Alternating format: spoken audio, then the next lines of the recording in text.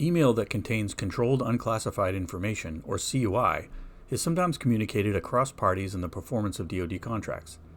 The controlled part of CUI means that information must be protected by security systems that meet or exceed DFARS 7012 and NIST 800-171, which is also the basis for the latest CMMC Level 2 requirements. It does not matter what level you are in the supply chain, the compliance controls must apply to any CUI you receive, store, or process. But who is responsible if my prime or U.S. government customer is sending me CUI in email? In most cases, the sender ensures the necessary security is present before sending.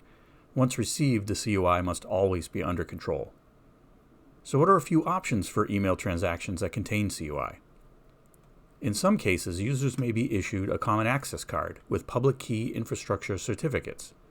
PKI certificates from the card are then installed on each user's email client and can be used to transact certificate-based secure mail with other PKI users. One problem for the contractor is this may result in CUI on a commercial email cloud that is out of compliance with DFARS 7012, even though the email itself is protected in transit.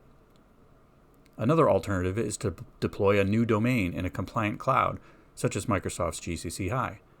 This is compliant, but it can be expensive and disruptive to a business.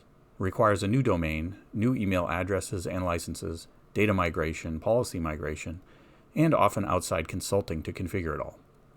A separate network can also encounter problems with third parties that cannot interoperate using their existing tools. PreVeil's email gateway, along with PreVeil's end-to-end encrypted messaging and file sharing, is another alternative to consider. Normally, when all parties have either a free or a paid PreVeil account, they can quite easily transact end-to-end encrypted messages and share files in a 100% compliant, zero-trust environment that never touches their commercial systems. But in cases where one of the parties cannot create a PreVeil account, the email gateway can help. Email Gateway is an add-on to the base PreVeil system, and it facilitates compliant email communication with third parties that are not using PreVeil.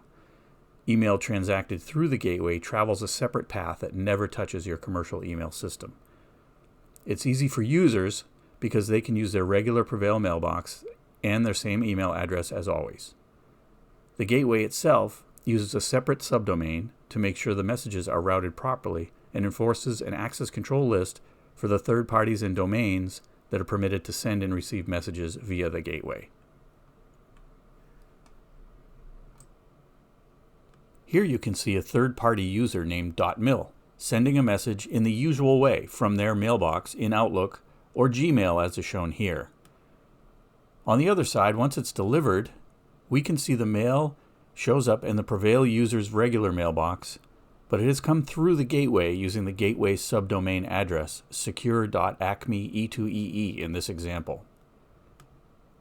The PreVeil user can simply reply or can send to this address directly now and make sure that the message is routed through the gateway and not through a commercial email system.